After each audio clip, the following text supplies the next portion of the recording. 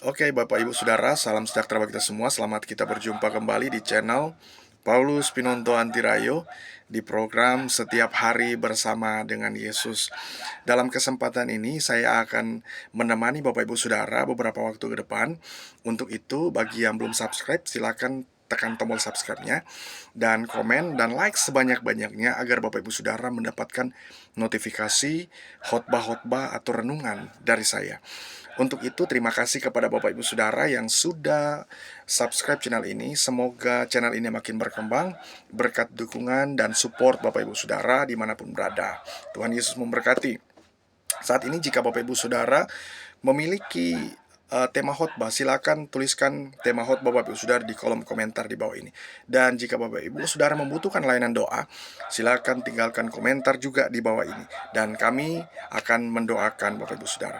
Dan saat ini saya akan memberikan tema khotbah saya adalah gunakan waktu sebaik-baiknya.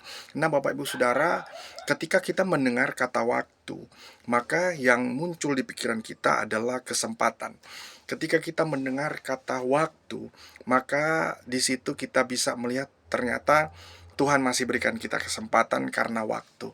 Nah, Bapak Ibu Saudara, mari kita buka firman Tuhan yang terdapat di dalam kitab Efesus pasal yang ke-5 ayat yang ke-16 sampai ayat yang ke-17. Firman Tuhan katakan, "Dan pergunakanlah waktu yang ada, karena hari-hari ini adalah jahat. Sebab itu janganlah kamu bodoh, tetapi usahakanlah supaya kamu mengerti kehendak Tuhan." Bapak Ibu dimanapun berada, firman Tuhan ditulis pada abad-abad pertama oleh seorang rasul, yaitu Rasul Paulus atau Apostol Paul. Dituliskan kepada jemaat-jemaat Efesus yang pada waktu itu mengalami degradasi kehidupan, mengalami persoalan yang pelik. Ya, sering kita menemukan di sana bahwa ada yang mungkin mengalami kemunduran iman, yang tadinya mereka mempercayai Yesus, tapi kemudian mereka berubah hanya karena masalah-masalah yang sangat besar yang mereka alami. Nah, Bapak Ibu Saudara, kalau kita perhatikan di sini, maka Rasul Paulus itu ingin mengingatkan kepada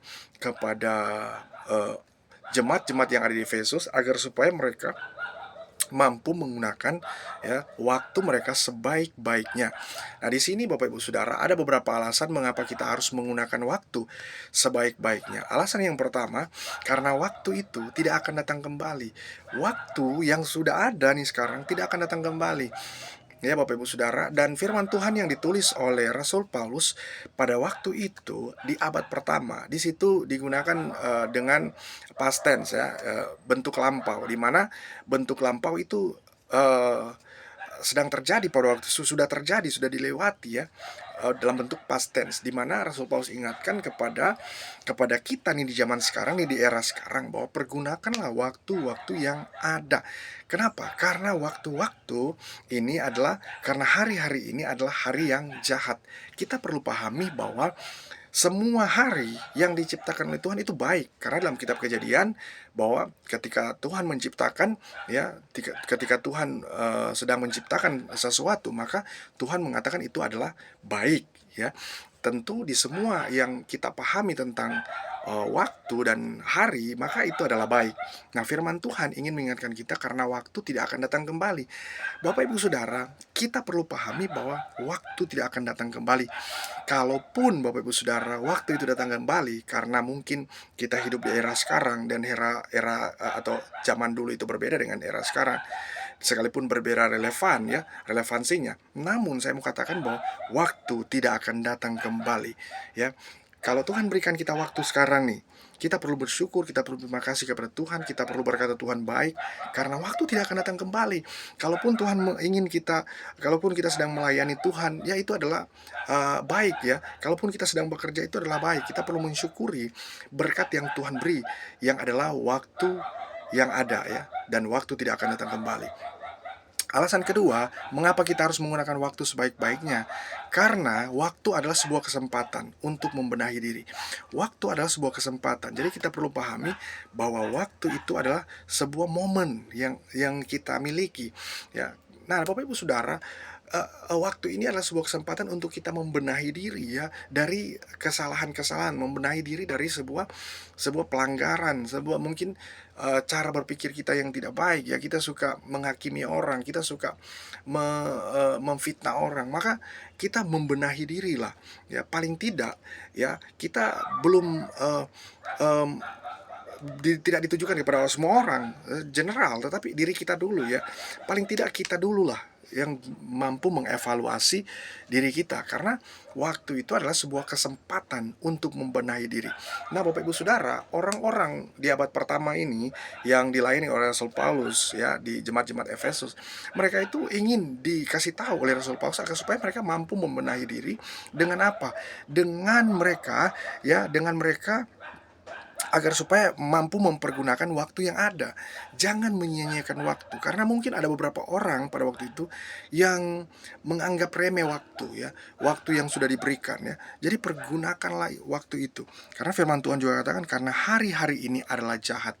Nah, karena hari-hari ini dan indikasinya adalah di abad pertama ya, hari-hari ini di abad pertama itu adalah di zaman Rasul Paulus.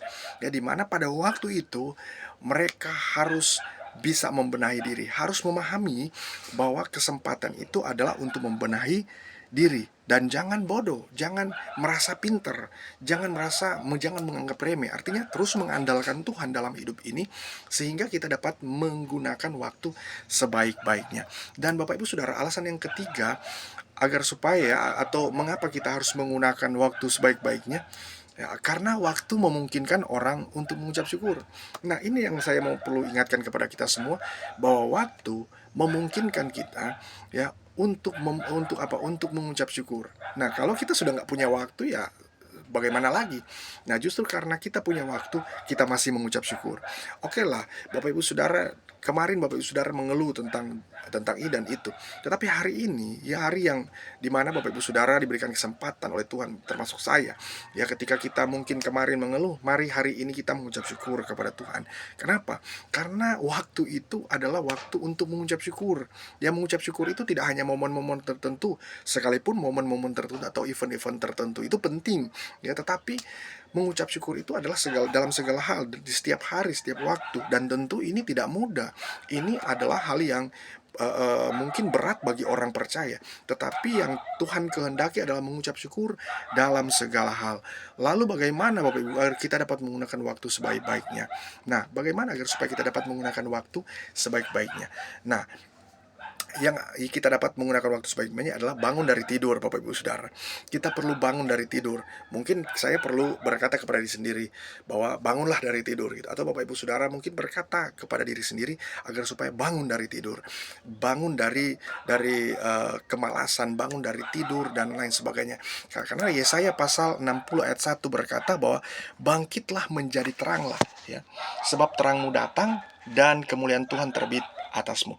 Jadi, Bapak Ibu Saudara, kalau kita bangun, kita bangkit, awake atau awoke ya, bangun dari tidur ya, maka kita akan melihat terang dalam kehidupan kita. Nah, sehingga yang tadinya hari itu yang hari gelap, hari yang jahat, itu bisa menerangi hari-hari yang kita lalui bersama.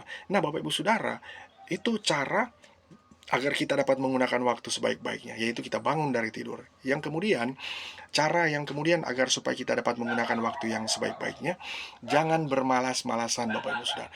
Mari kita tidak perlu bermalas-malasan dalam hidup ini. Kita perlu rajin, kita perlu awake, kita perlu melakukan atau kita perlu never give up ya. Kita perlu bangkit dari keterpurukan kita. Jangan kita pernah malas-malasan, tidur-tiduran dan lain sebagainya. Kita perlu bangkit, bangun agar supaya kita dapat melakukan perkara besar bersama dengan Tuhan. Nah, Bapak Ibu, secara yang berikut adalah jangan bermalas-malasan, karena dalam kitab Amsal pasal 18 ayat 9 firman Tuhan katakan, orang yang bermalas-malas dalam pekerjaannya sudah menjadi saudara dari si perusak. Jadi siapa sih yang mau menjadi seorang saudara dari si perusak? Ya nggak mau. Kenapa? Karena kita nih eee, orang yang luar biasa, orang yang indah di hadapan Tuhan. Maka mari kita sebagai orang-orang yang, tidak bermalas-malasan dalam pekerjaan, kita harus menunjukkan bahwa kita nih orang yang setelah bangun kita Ada kan orang yang cuman bangun saja ya, dia bangun dari tidur sama seperti tadi, bangun dari tidur. Tetapi dia masih bermalas-malasan, dia nggak mau bergerak, dia stagnasi di tempat ya, dia nggak move. Jadi kita harus move, kita harus bergerak ya. Jangan bermalas-malasan. Kenapa? Karena waktu itu tidak akan datang kembali. Jadi kita harus bergerak, lakukanlah apa yang menjadi tujuan Tuhan dalam hidupmu. Lakukanlah apa yang menjadi suatu tujuan dalam hidup kita. Yang pasti bahwa itu memuliakan Tuhan. Nah, Bapak Ibu Saudara, cara yang berikutnya ya, milikilah roh yang menyala-nyala. Kita perlu memiliki roh yang menyala-nyala dalam hidup ini. Karena dalam kitab Roma pasal 12 ayat 11 berkata, "Janganlah hendaknya kerajinanmu kendor, biarlah rohmu menyala-nyala dan layanilah Tuhan." Jadi Bapak Ibu Saudara, agar supaya kita memiliki waktu yang ada, kita harus perlu berkata bahwa kita punya roh yang menyala-nyala. Ya, sehingga yang tadinya gelap, sehingga yang tadinya nggak punya harapan, yang tadinya mungkin itu nggak sama sekali beruntung, nggak sama sekali bernilai, nggak sama sekali membuat ya kita tuh pokoknya dan lain sebagainya. Maka kita perlu ya roh yang menyala-nyala.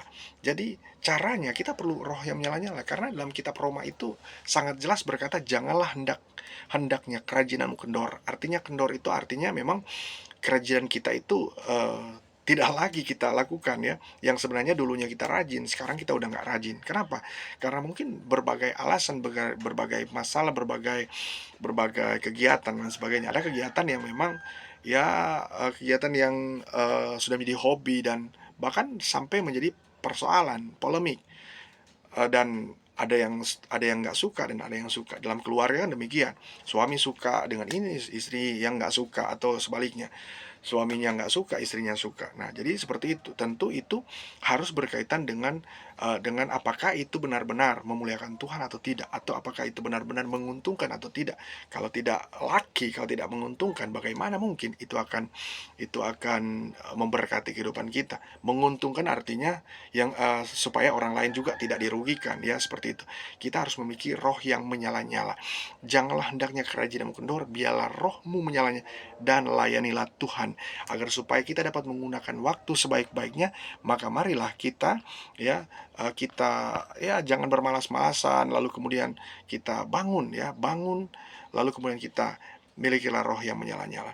Maka kita tetap percaya kepada Tuhan dengan sungguh-sungguh lagi, maka Dia akan memberkati kita. Semoga video ini dapat bermanfaat bagi kita semua, dan Tuhan Yesus memberkati.